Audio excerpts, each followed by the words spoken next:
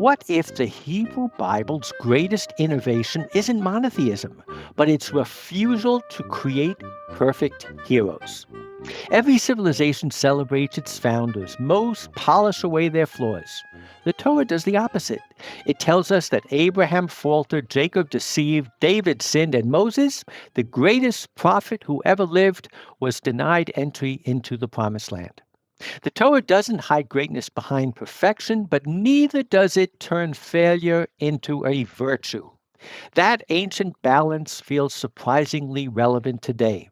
We live in a culture that increasingly prizes authenticity over excellence, where victimhood can become moral authority, flaws become credentials, and success itself is sometimes viewed with suspicion. This week, we'll ask what the Torah's radically honest portrait of Moses teaches us about leadership, humility, accountability, and why recognizing human weakness is very different from celebrating it.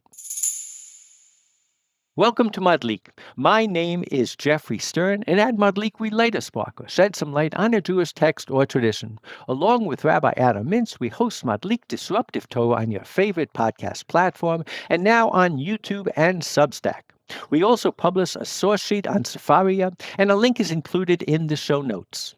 This week's Parsha is Vetchanan. Join us as we explore the Torah's revolutionary portrait of flawed leadership and ask what happens when a culture moves from acknowledging human weakness to celebrating it. Why does Judaism preserve the failures of its greatest heroes without ever turning failure into a virtue? And what might that teach us about leadership, morality, and ourselves? So that was a mouthful. That's another week. That's it. What a great topic. Here we go. Let's go. So, Vetchanan means that Moses was pleading with God. In Deuteronomy 3:23, he pleaded, "O my sovereign God, you who let your servant see the first works of your greatness and your mighty hand, who has power deeds no God in heaven or earth can equal." So he's laying on the praise.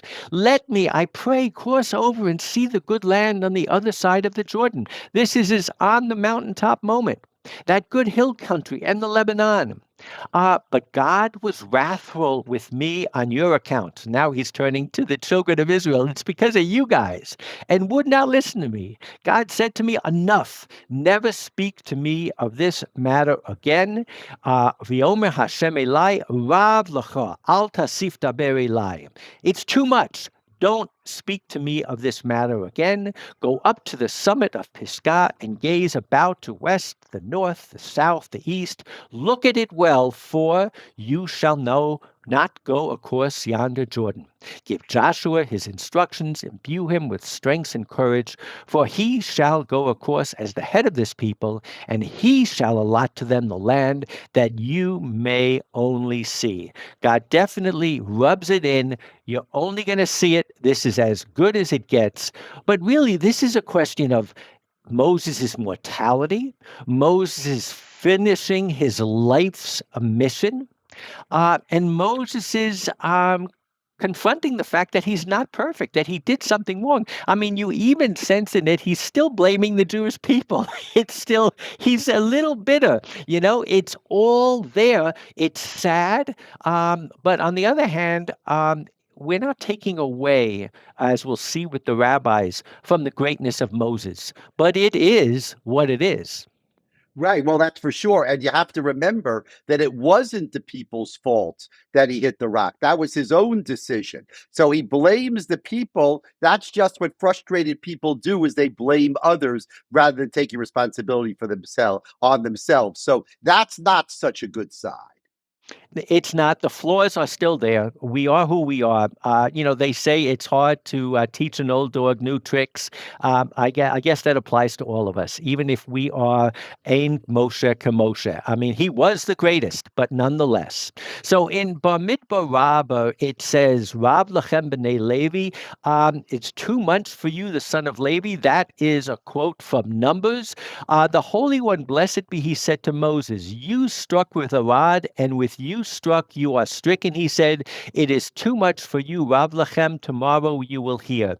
So again, the Midrash picks up on this Rav Lachem. It's too much, and it focuses on two instances. One was with the sons of Levi. This was Korach's rebellion. And it says, just as B'nai Korach, the Levi, overreached, you're also overreaching. In Sota, Rabbi Levi says, Moses proclaimed to the Jewish people when rebuking them with the term Rav, and therefore it was proclaimed to him with the term Rav that he would not enter the land of Israel. The Gemara explains he proclaimed with the term Rav when speaking with the congregation of Korach, you take too much upon yourselves.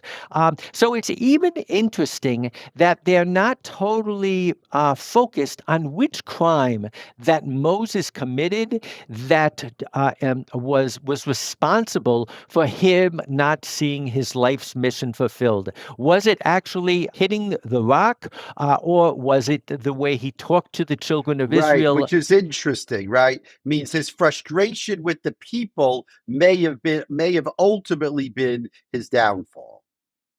But clearly, I love the fact that it says Rav Lachem. Rav, I guess most people would listen to it and say it means rabbi. But Rav is like rove. It means like many. You're taking too much. Too much, right? Right. And I would say the word here is overreach. We're humans at the end of the day. And we can't necessarily, we'll see Rav Sachs in a second, we can't necessarily fulfill our life's mission. We can't necessarily do it all ourselves in one generation. And we are not perfect. So let's focus a little bit on some of the other rabbinic material. In Devarim Rabbah, it says, I pleaded with the Lord at that time, saying, Rabbi Yochanan said, from here you learn that no creature has any claim on its creator, as Moses, the master of all the prophets, came only with an expression of plea. So he's focused on the word Vetchanan, and what he's saying is, this is the real difference between our humans, even the greatest prophet who ever lived, the greatest leader who ever lived. We are not gods. And at the end of the day, we can only get down on our knees, as the case may be, and plead with God. But I think this is what he's saying. The way my takeaway is, this is the boundary between humans, creations of God, and God, him or herself. Right. There's no question that that's right. Okay, great. Let's see. Wow, great Midrash right here. So here's a fascinating midrash. So God is figuring out how is he going to give the bad news to Moses, and who's going to deliver who's going to give him the death kiss, so to speak. And what I found in it, in one of the dialogues, and I'm taking this just a little moment, is something fascinating. So I believe it was Shmuel who was sent to the prophet Samuel, and Samuel says to Moses, I came to take your soul. He, meaning Moses, said to him, who sent you? He said to him, the one who created all creations. He said to him, Moses said to Samuel, you will not take my soul. He said to him, anyone who comes into the world, their souls are given to me. Moses said to him, I have greater strength than anyone else who comes into the world. He said to him, what is your strength? He said to him, and this could have been the myth of Moses. And that's why I'm quoting it. Moses says, I am the son of Amram. I emerged circumcised from my mother's womb. There was no need to circumcise me. So if getting circumcised is kind of a fixing the mold, Moses says, I was born pure, complete. On the day that I was born, I was able to speak. I walked on my feet. I spoke with my father and my mother, and I did not even suck milk. This almost sounds like a typical Near Eastern myth of a deity being born, a perfect human being. When I was 3 months old, I prophesied, said Moses, and said that I was destined to receive the Torah from fiery flames. When I was walking outside, I entered the king's palace. He goes on and talks about everything that he did. I received the Torah from the right hand of the Holy One, blessed be he. I taught it to Israel. He says, I caused the sun and the moon to stand still in the heights, and I struck with the staff in my hand, and I killed them. Who is there among those who come into the world who can do that? So if you want to talk about a faulted personality, in this particular midrash where Moses is addressing Samuel, he's saying, I'm not that guy. I was as Right. close to perfection as you get. Go from here, wicked one. You must not say that. Go flee from me. I will not give my soul to you. And so, what was the takeaway? That God himself had to come and take Moses away, which on the one hand is a great honor, the kiss of death, so to speak. But on the other hand, you have this vignette and you realize how this story could have gone.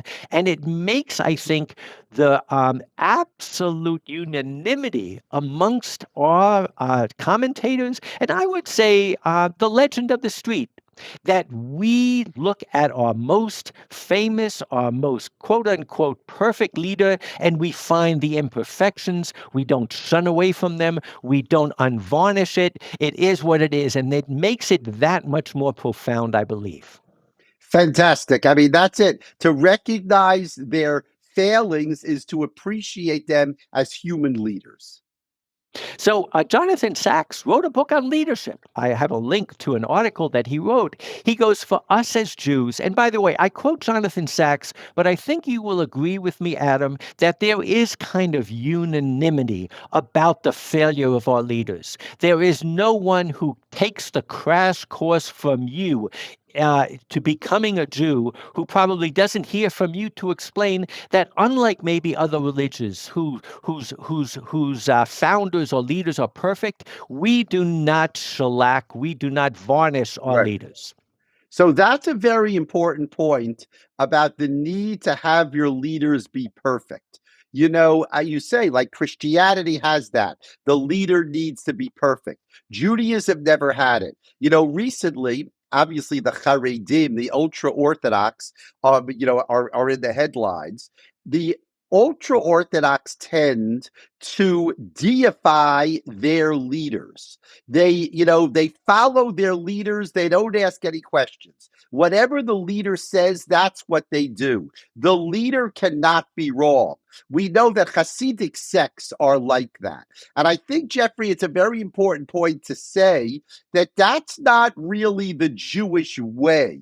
That's a much more modern phenomenon because they feel as if they were being attacked by secular culture, so they need to kind of fall into themselves and make their leaders perfect. But I think that's a critical point, especially now, to keep in mind about what's happened in certain sectors of Judaism. I love it. You heard it first here in Madlik from Rabbi Adam Mintz himself. And now, a word from our sponsor. If there's one thing we value at Madlik Podcast, it's reading texts and talking about them. That's why I'm excited to share something I created called Voice Gift Play. It fits in the palm of your hand like a remote control and clips onto any book.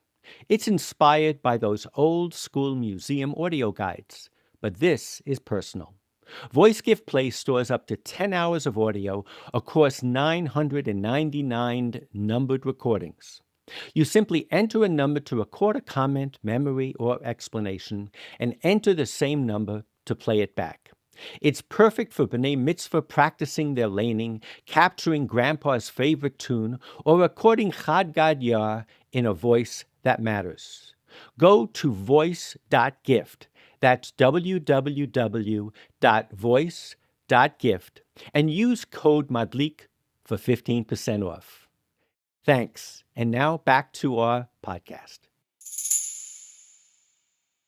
So now we continue with Jonathan Sachs and his rendering of this, but it's not unique. For us as Jews, humanity at its highest is still human. We are mortal. We are creatures of flesh and blood. We are born, we grow, we learn, we mature, we make our way in the world. If we are lucky, we find love. If we are blessed, we have children. but we also age. The body grows old, even if the spirit stays young. We know that this gift of life does not last forever, because in this physical universe, nothing lasts forever, not even planets or stars. Now he's focused on the mortality aspect of what's going on in Moses' mind. For each of us, therefore, there is a river we will not cross, a promised land we will not enter, and a destination we will not reach. Even the greatest life is an unfinished symphony. Moses' death on the far side of the Jordan is a consolation for all of us. None of us should feel guilty or frustrated or angry or defeated that there are things we hope to achieve but did not. This is what it is to be human. Okay, so now he has the second thing. It's you can't finish it all in your one generation, nor should we be haunted by our mistakes. That, I believe, is why the Torah tells us that Moses sinned. Did it really have to include the episode of the water, the stick, the rock, and Moses' anger? It happened. But did the Torah have to tell us it happened? It passes over 38 of the 40 years in the wilderness in silence. It does not report every incident, only those that have lessons for posterity. Why not then pass over this too in silence, sparing Moses' good name? What other religious literature has ever been so candid about the failings of even the greatest of its heroes? That's, by the way, a good question. I mean, you'll never hear the traditional commentators ask that question, because if the Torah has it, the Torah wants to have it. But that's his question. And that is, why bother? What do you need to hear about Moses' failings for? Wouldn't it be a better picture of Moses not to have those failings? Even the greatest human being made mistakes, failed as often as they succeeded, and had moments of black despair. What made them great was not that they were perfect, but that they kept going. They learned from every error, refused to give up hope, and eventually accepted the great gift that only failure can grant, namely humility. They understood that life is about falling 100 times and getting up again. It is about never losing your ideals, even when you know how hard it is to change the world. It's about getting up every morning and walking one more day toward the promised land, even though you know you may never get there, but knowing also that you helped others get there. I think about what's going on in this moment, but again, I want to focus on today's episode less on the mortality aspect, which is critical, less on the intergenerational aspect, which is you can't do it all. We all need to create our own Joshua, but focus on the flawed part of it, that there is a profound Jewish benchmark lesson that we learn. You asked, why does it have to mention it? And by the way, the Abarbanel asks the same thing. It's because the lesson is too important to miss, that even if it detracts a little bit from Moses' kavod, the lesson takes precedence. Which is remarkable. Let's say it. That's remarkable. And you notice that Rabbi Sachs, Jonathan Sachs, wrote this in a Dvar Torah for Mizot HaBracha, which is about the mortality of Moses, the fact that he died. So you understand why he's focusing on mortality, even though we're interested in something else. Yeah, and I'll just add, Nahum Sarna is another one in his book on Genesis. He talks about Abraham and Isaac and all their failures, passing their wives off as sisters and all of that. And he really does say that if you compare this to other mythologies in the ancient Near East, it is striking how different it is. This was something that was very unique. But now I want to talk about the flawed part, because the argument that I'm going to take today is that it's a very nuanced argument, and there's a big difference between recognizing failure in our leaders and idealizing failures. There's a difference between saying that our leaders have flaws and saying that a flaw is their ultimate credential. And I think I want to do is compare it to the Sermon on the Mount, and not necessarily the Peshat of the Sermon on the Mount, but certainly a way that it has been taken or mistaken. So let's just read the Sermon on the Mount a little bit, and of course, Jesus goes up onto the mountain and he says what they call the Beatitudes.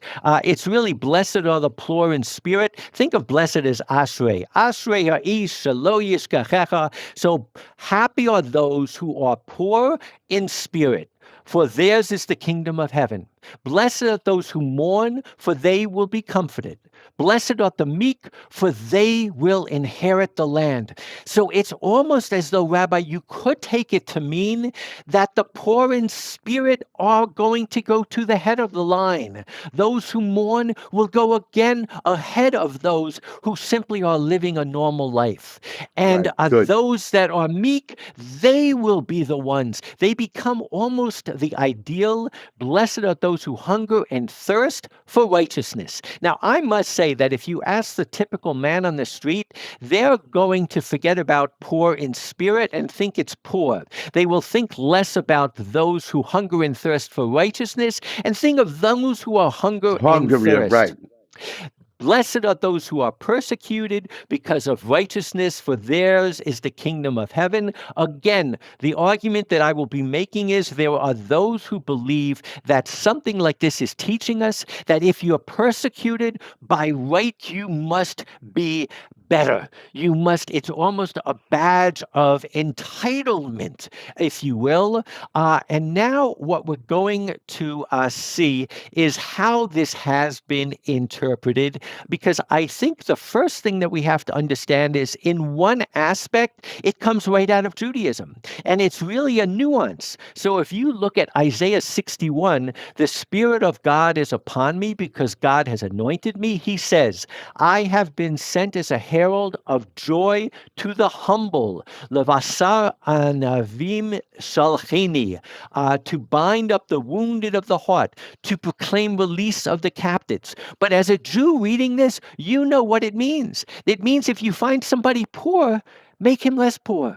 If you find somebody who's captured, release him. It doesn't mean to say when it says that I am celebrating these people that they have more inherent worth. In Isaiah 61, 1 through 3, it says, I have been sent as a herald of joy to the humble, to bind up the wounded of the heart, to proclaim release to the captives, to comfort all who mourn, to give them a turban instead of ashes, the festive anointment instead of mourning, a garment of splendor instead of a drooping spirit. They shall be called tabernates of victory. You could really interpret this as saying that they go to the head of the line. But as a Jew, when we read it, we know what it means. It's to pick them up and bring them into the community, to give them the same tabernacle of victory that all of us are entitled to. But it is a nuance, Rabbi. Now, this is obviously, that the Sermon on the Mount is based on these verses in Isaiah. It's not that there just happens to be similar. What they did is they took the verses in Isaiah and they reformulated them as the fundamental principles, tenets of Christianity. So the point that you're making isn't just an interesting point. It actually is the difference between Judaism and Christianity back to the origins of Christianity. And exactly.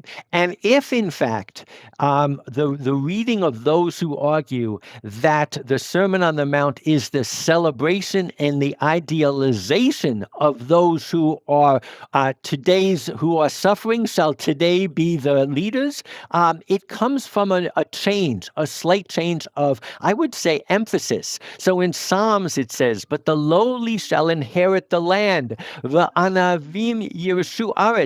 You and I would read this and we would say, they get a plot of land along with everybody else. It doesn't mean that they will inherit the land as opposed to everybody else. It's so fascinating because you're right. Jesus was speaking to fellow Jews, and whether he made this paradigm shift or it was made, it's what they heard.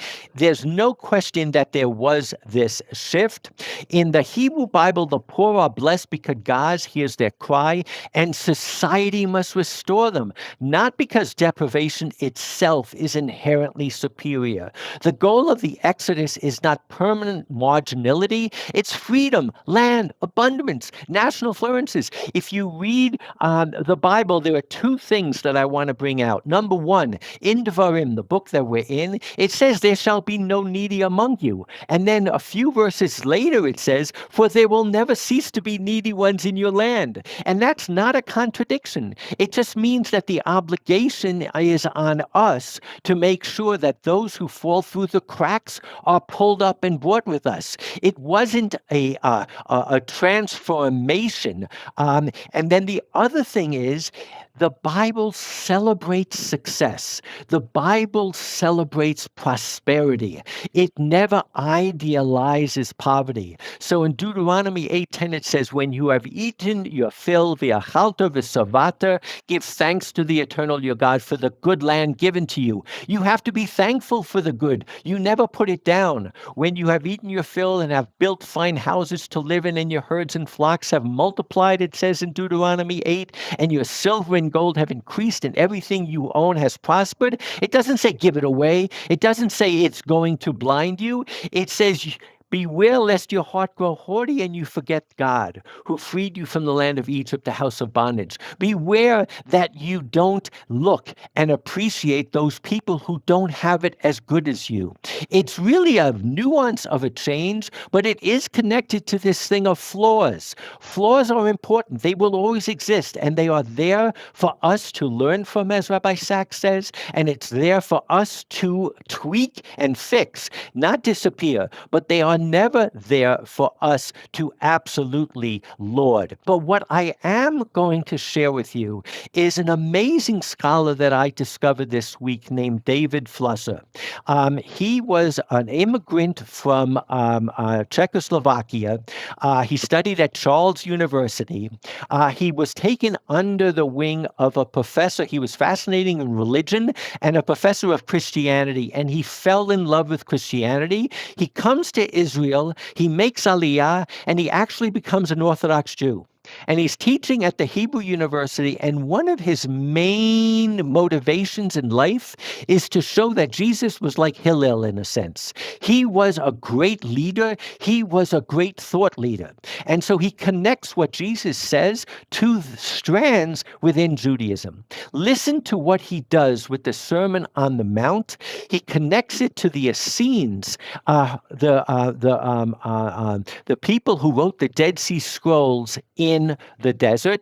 He says, contrite of spirit, aniyei ruach, the sons of light called themselves evionei chesed, paupers of grace. So he's taking the word that said, you who are poor of spirit.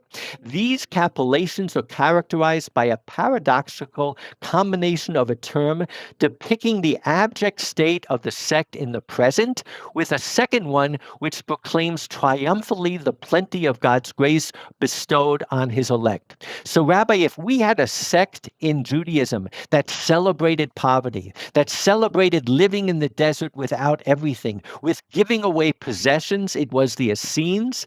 And what he's showing is that this paradoxical contrast between the present plight and persecution of the blessed and their future glory in the kingdom of heaven is also the main burdens of what Jesus was saying on the on that mount. And what he is saying is that these aniyim, these poor of spirit, I should say, are endowed with the supreme gift of divine bliss with the Holy Spirit. He says, I have tried to show that one of the central doctrines of the sect was that only the elect, the members of the sect, have the Holy Spirit bestowed upon them. It is the Spirit, that makes them different from others. So it was in the Essenes, according to this scholar, that all of a sudden being poor, being persecuted, being downtrodden became an entitlement. They were special. They were the children of light. The notion that the poor endowed with the Spirit are participants in the true eschatological community therefore fits. It is well known that Jesus and our community of paupers saw in poverty a way to attain salvation. So the truth is, those who read into this a radical statement that having flaws actually gains you a seat at the table, we're not far from the source. Now, I will Right. say that Martin Luther actually read the text in a similar fashion. And what Martin Luther says, that the poor in spirit are those who know and feel their spiritual poverty, that they have nothing of their own before God. So if Christianity believes that you can only get redemption through God, you have to feel that you've lost every other chance. The more flawed you feel you are, the more you realize, as in Vetchanan, that Moses says, I have no chance. I have to Right. pray to God. He took this to the extreme. A man will find out that he is so depraved that no strength, no works, no merit of his own will ever deliver him from his guilt. Therefore, he must utterly despair of himself and seek outside of himself the righteousness of Jesus. So the point is that whether this was the only reading of the Sermon on the Mount or not, certainly there were those, and I will say Christian socialists later on, read it this way, that they said that the New Testament, Jesus identifies himself with the hungry, the poor, the sick, and the prisoners. This is the source of what we call populism today, that the masses know more than the leaders, because the masses are more flawed than the leaders. They don't excel at anything. To the contrary, the less they excel, the more they are entitled. It's Right. a fascinating switch. And it's a Christian switch. I I mean, they definitely. don't think of it that way, but that's where it finds its source. This is part of what they call the Judeo-Christian tradition. That these political ideas of today are based on these religious ideas from the beginning of Christianity. So one of the young political and I would say Jewish people who were behind Graham Plattner says the era of the perfect candidate is over. People are flawed, and they not only forgive politicians who aren't perfect, but they relate more to them. That being flawed becomes it's not a glitch in the software, it is the software. It's fascinating, the world that we have moved into. And as Brett Stevens, and I'm going to finish with him, he says a progressive movement ceases to be progressive when it becomes embarrassed by progress. When achievement is treated as exploitation, prosperity as moral compromise, resilience as privilege, and excellence as exclusion.